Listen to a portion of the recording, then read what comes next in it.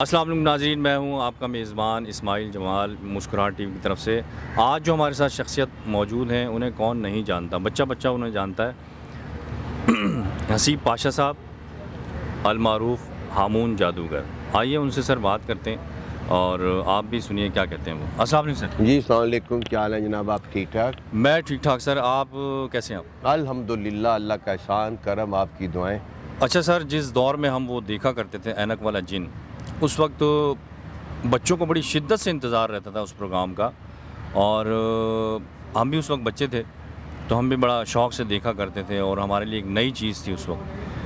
تو کیسا ایکسپیرینس رہا اس کام کا؟ نہیں، اس میں اصل میں بات یہ ہے کہ وہ ایک وقت اچھا تھا کہ چینلوں کی بھرمار نہیں تھی، کمپٹیشن کا دور نہیں تھا، تو بھی گیٹ اپ کر لیا کہ میں نے کہا ہمون جادوگر جو ہے نا وہ نظر آئے حسیب پاشا چھپ جائے، کیونکہ میں تو گھر سے ہیرو بننے چلا تھا۔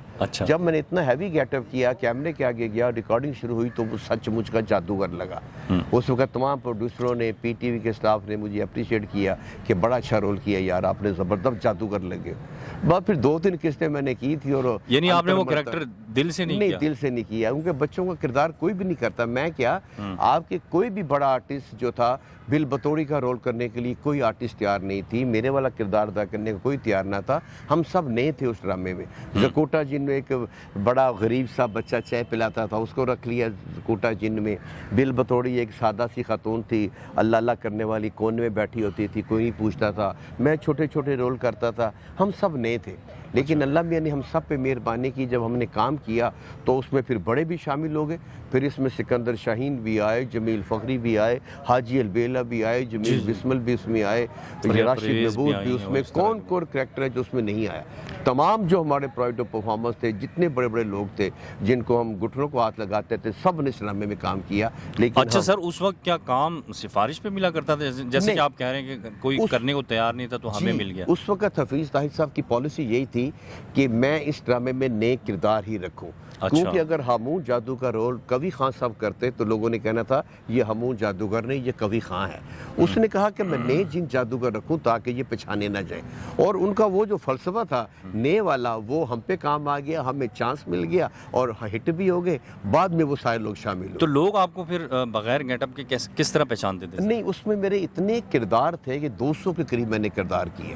اس میں بینک آفیسر بھی بنا ہوں، میں مالی بھی بنا ہوں، میں نجومی بھی بنا، ڈاکٹر بھی بنا، بادشاہ بھی بنا، جو معاشرے کے کردار ہیں میں نے سارے ہی اس میں کیے، اور کئی جگہ پر میں اپنے اصل روپ میں حسیب پاشا کے بھی آیا، اس لیے وہ مجھے لوگ پہچانتے تھے۔ اگر پہچانتے نہیں تھے تو 50% لوگ کہتے کہ آپ کو کہیں دیکھا ہوا ہے، جب بتاتا تھا تو ان کو یقین آ جاتا کہ ہاں یہ وہی شخص ہے۔ اچھا، تو اس میں سر، اچھا پی ٹی وی کے جو اتنے سارے ڈائریکٹر تھے، آپ کے پسندیدہ ڈائریکٹر کون تھے جن کی آپ خواہش ہوتی تھی کہ میں ان کے ساتھ کام کروں؟ جی، میں نے تو جو سٹارٹ کیا وہ ایک بہت بڑا نام تھا پی ٹی وی کا، یاور حیات صاحب، جو سب کے استاد تھے، ان کے ساتھ میں نے بہت کچھ سیکھا، ان سے کام ہم سے کیا۔ اس کے بعد محمد عظیم تھے، ایوب خاور تھے، جمیل صاحب تھے، اس میں عزیز تھے، قمر علی شاہ، حفیظ طاہر جنہوں نے یہ ڈرامہ شروع کیا، بہت بڑے بڑے نام تھے یہ تو۔ لیکن مجھے جب ہٹ کیا، کامیاب کروایا اور فل چانس دیا اینک والے جن میں کہ حسیب پاشا جو تیاری کر کے آئے گا، جو منتر یاد کرے گا، اس کے آن ایئر جائیں گے، میں تمہارے سین نہیں کاٹوں گا۔ اچھا، اس میں خود سے بھی آپ نے کچھ ایڈ کیا یا سارا اسکرپٹ ہی ہوتا تھا؟ نہیں، اسکرپٹ میں جو منتر تھے وہ سارے میرے تھے، رائٹر اے حمید صاحب لکھتے تھے،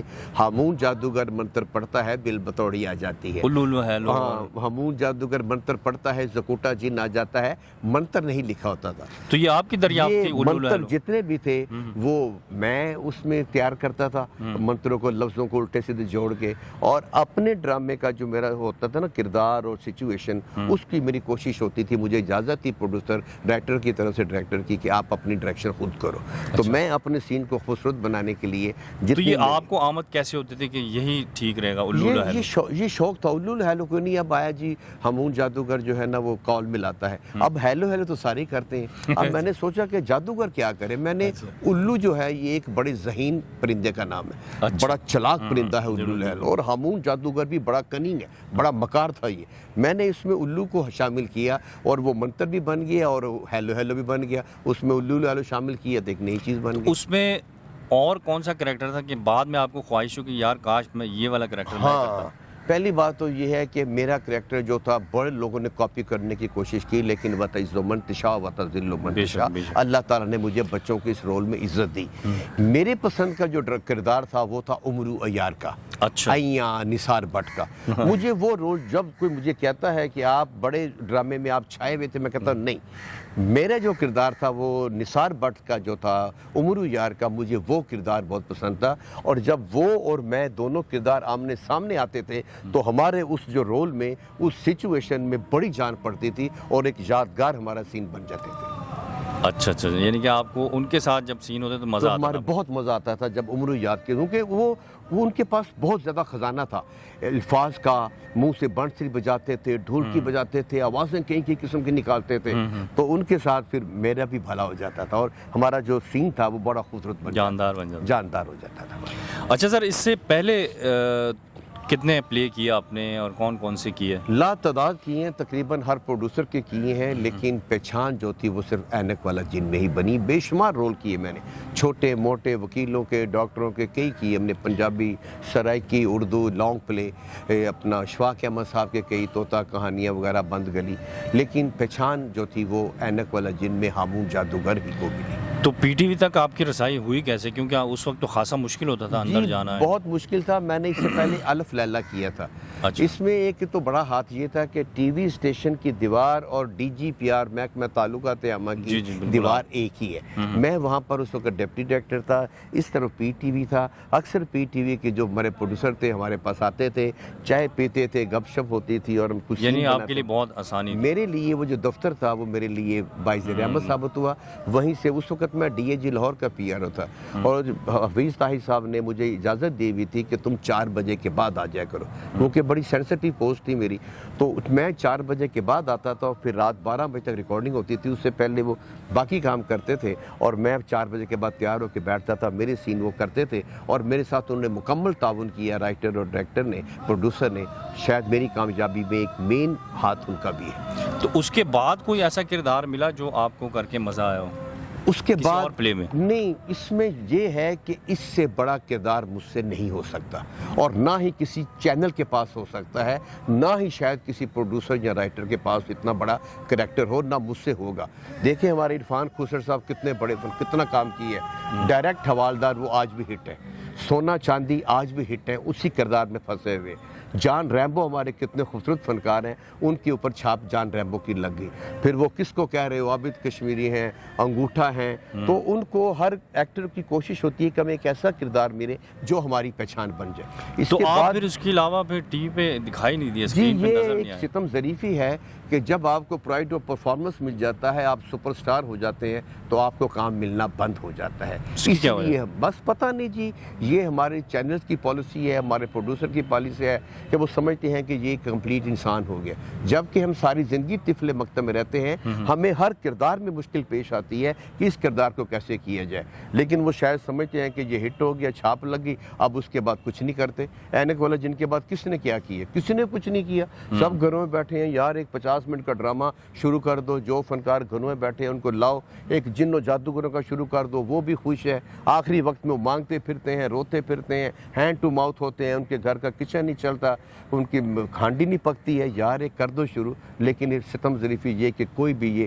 ماننے کو تیار نہیں ہے۔ ان کو سبسڈی دے دو فنکاروں کو، یار 5 روپے کا کپ دے دو، 20 روپے کا 10 روپے کھانا دے دو، گھروں سے بلاؤ، یہ گھروں میں بٹھا کے ان کو مار دیتے ہیں جی ہمارے چینل میں۔ جی سر، یہ تو ہمارے ملک کا بہت بڑا المیہ ہے۔ اچھا سر، اس کے علاوہ آپ اینک والا جن شو بھی کر رہے ہیں، جی، تو وہ کیسا رسپانس مل رہا ہے آپ کو؟ جب اینک والا جن پی ٹی وی سے ختم ہوا تو لاہور آرٹس کونسل ہمرا نے ہمیں رکھ لیا لائیو پروگرام کرنے۔ زکوٹا تھا، میں تھا، کرنانی تھی، ہم ہال نمبر 3 یہیں پہ جہاں ہم بیٹھے ہوئے الحمرا میں، یہاں پر ہمیں ہال 3 دے دیا گیا، وہاں ہم لائیو دکھاتے رہے۔ 10 سال مکمل ہو چکے ہیں، 11ویں سال میں یہ شامل ہو چکا ہے اور بچے بڑے سارے ہم سے پیار کرتے ہیں، وہ ہمیں زندہ و سلامت اپنے سامنے دیکھتے ہیں، ہاتھ لگا کے دیکھتے ہیں کہ یار یہ وہی ہے۔ مائیں جو ہیں، باپ جو ہیں، وہ بچوں کو رات کو یوٹیوب پہ دکھاتے ہیں اینک والا جن، صبح ہمارے ساتھ ملاتے ہیں کہ ہمارے دور میں یہ ڈرامہ ہٹ تھا، بچوں ہم ان کو دیکھ کر جوان ہوئے۔ اچھا سر، آپ کا فیوریٹ ڈرامہ اپنا کون سا ہے جو آپ کو خود کو پسند ہو؟ باب تو یہی ہے جس نے مجھے پہچان دی ہے، بتایا نا میں نے درجنوں ڈرامے کیے، بلکہ سینکڑوں میں چلے گئے ہوں گے، لیکن جس نے آپ کو شہرت دی ہے، جس سے آپ کا نام بنا ہے، پسندیدہ ایکٹر؟ पसंदीदा एक्टर मेरा सुहेल अहमद बड़े अच्छे हैं। इससे पहले ख़याम सरदी साहब फौत हो चुके हुए हैं, वो थे। बड़ों में कवि खान साहब, मसूद अख्तर साहब, मुनव्वर सईद साहब, इनके साथ बड़ा काम किया। ये हमारे तो घर वालों ने कभी एतराज़ किया सर इस शोबे पे आप? उतराज उस वक्त किया जब मैंने FA करने के बाद टीवी पर जाना शुरू किया और मुझे शौक़ था, तो मेरे वालिद साहब ने सख्ती की थी कि जब तक तुम 16 जमातें नहीं करोगे तुम्हें मैं एक्टर टीवी में घुसने की इजाज़त नहीं दूंगा, ना तुम एक्टर बनोगे। मैंने एक्टिंग के शौक़ में MA पॉलिटिकल साइंस कर लिया।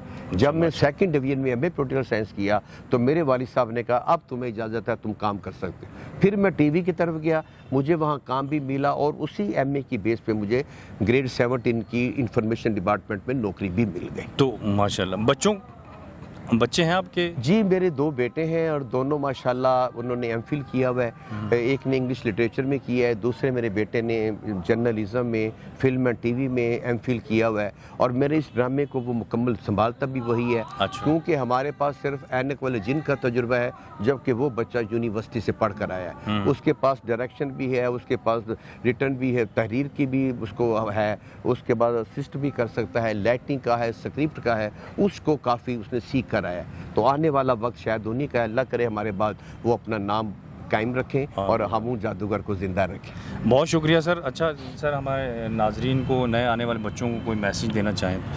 मैसेज ये है कि अपने बड़ों का एहतराम करें, सीनियर्स का एहतराम करें। हम आज भी अपने जो हमारे सीनियर अदाकार हैं उनके घुटनों को, पाँव को हाथ लगा के स्टेज पर जाते हैं। बड़ों का एहतराम करें, अपने मुल्क से प्यार करें, अपने वतन से करें, पाकिस्तानी परचम से करें, कौमी हीरो से करें और सिर्फ हर काम फ़ौज और हुकूमत पे ना छोड़ दें। आप अपने तौर पर भी इस मुल्क को साफ़ सुथरा रखें। अगर कोई मशकूक शख्स नज़र आता है उस पर नज़र रखें। बस दहशत गर्दी के ख़ात्मे के लिए सिर्फ फ़ौज पर ही यकीन न करें, आप अपने तौर पर हर शख्स अपना किरदार अदा करें। बहुत शुक्रिया सर। जी नाजरीन, आपको कैसा लगा इंटरव्यू आपने हमें ज़रूर बताना है और इसके साथ ही हमें इजाज़त दीजिए। बहुत शुक्रिया। अस्सलाम वालेकुम।